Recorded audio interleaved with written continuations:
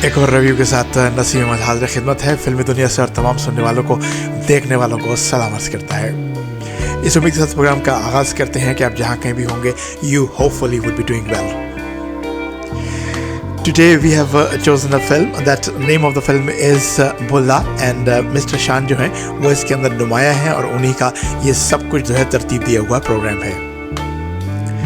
Releasing date इसकी जो है that is going to be the मुबारक month, the auspicious month, and that is going to be Ramzan, after Ramzan, यानी कि ईद के ऊपर ये है रिलीज़ हो जाएगी, ईद उल फितर पर। अब अगर फिल्म के बारे में थोड़ी सी बात कर ली जाए तो फिल्म एक रवायती तरीके से उठ रही है कि एक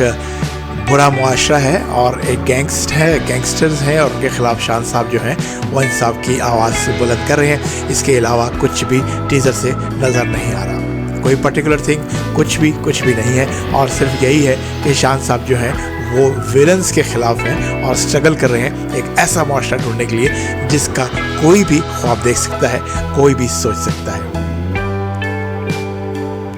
और इसमें AI की मदद भी ली गई है, और ये भी मेरी बात जहन से बिल्कुल खारिज है कि क्यों AI की मदद ली गई है, क्योंकि इतना खूबसूरत इंसान जो है उसको AI की क्या ज़रूरत पड़ गई, उसके तो वैसे ही क्लिप्स बहुत अच्छे, बहुत खूबसूरत आते हैं।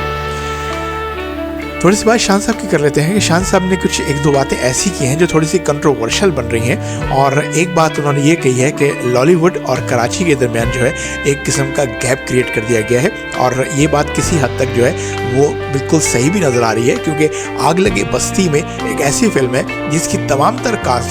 टेक्निकल कास्ट से लेकर तमाम तर कास्ट जो है वो जनाब कराची से है और उर्दू स्पीकिंग वाले हैं सारे के सारे, और उन्होंने कोई बंदा भी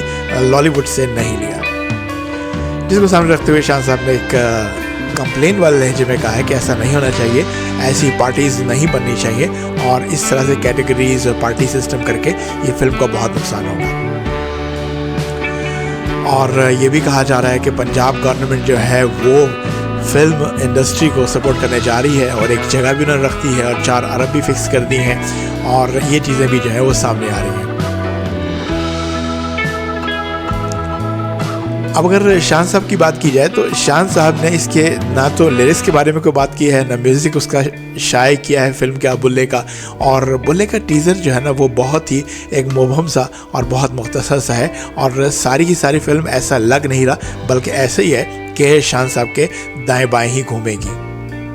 अब इसमें एक बहुत अच्छी बात और भी हो गई, क्योंकि अभी जैसा मैं बात कर रहा था तो मेरे जहन में एक और चीज़ भी आ गई कि लाहौर से तो फिल्में बना ही करती हैं, ड्रामे बना ही करती हैं, और कराची से भी अब जो है वो काफ़ी ज़्यादा चीज़ें जो है वो उठ रही हैं, फिल्म इंडस्ट्री उठ रही है और ड्रामे उठ रहे हैं। तो हमारे पास 2 प्लेटफार्म हो जाएंगे देखने के लिए, एक तो लॉलीवुड और कराची वुड को पता नहीं आप कालीवुड कहेंगे या क्या कहेंगे। खैर आने वाले दिनों में जिस तरह से वो स्ट्रगल कर रही है पूरी की पूरी टीम, फ़ाद मुस्तफ़ा साहब हो गए उसमें और हमायूं सईद साहब हो गए, तो जिस तरह से पूरी टीम स्ट्रगल कर रही है और आगे बढ़ने के लिए अगर रेस लगी हुई है तो आने वाले दिनों में हो सकता है कि उसका भी कोई कराची का नाम दे दिया जाए। बहुत ज़बरदस्त चीज़ है। और इस यहाँ पर मैंने एक चीज़ जो देखी वो ये देखी कि जब शान साहब की फिल्म बुल्ला का ओपनिंग प्रोग्राम हुआ, इसकी ओपनिंग हुई तो इसके अंदर पुराने फ़नकारों को जो है वो भी उसी तरह से मदऊ किया गया जिस तरह से नए फ़नकारों को, और पुराने फ़नकारों को पर नए फ़नकारों से ज़्यादा इज्जत दी गई। अब ये देखें, अगर आपके सामने मुस्तफ़ा कुरैशी साहब नज़र आ रहे हैं तो विलन की दुनिया में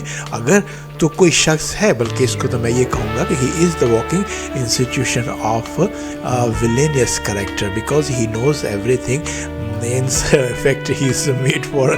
just for that particular character, और उनके चेहरे के अंदर जो रिफ्लेक्सेस आते हैं, आवाज़ आने से पहले ही रिफ्लेक्सेस आ जाते हैं। तो कोई भी अगर सीखना चाहता है how to become a villain, तो I think this is my personal opinion. I don't want you people to just agree with me because you all have your own opinions and I respect your opinions, and the same similarly expecting that my opinion would also be respected. This is the way to communicate, right? Okay, इसके बाद ये है कि सबको बुलाया गया और हमने ये भी देखा उसमें मीरा भी थी, और एक बहुत अच्छा प्रोग्राम जो है वो तरतीब दिया गया, और होपफुली कि फिल्म जो है इसी तरह से तरक्की करे, और अपना ख्याल रखिएगा और दुआ में याद रखिएगा, और देखते हैं कि जी फिल्म बुल्ला ईद पर कितना बिजनेस करती है। Have a good day, take a very good care to yourself and the people who are depending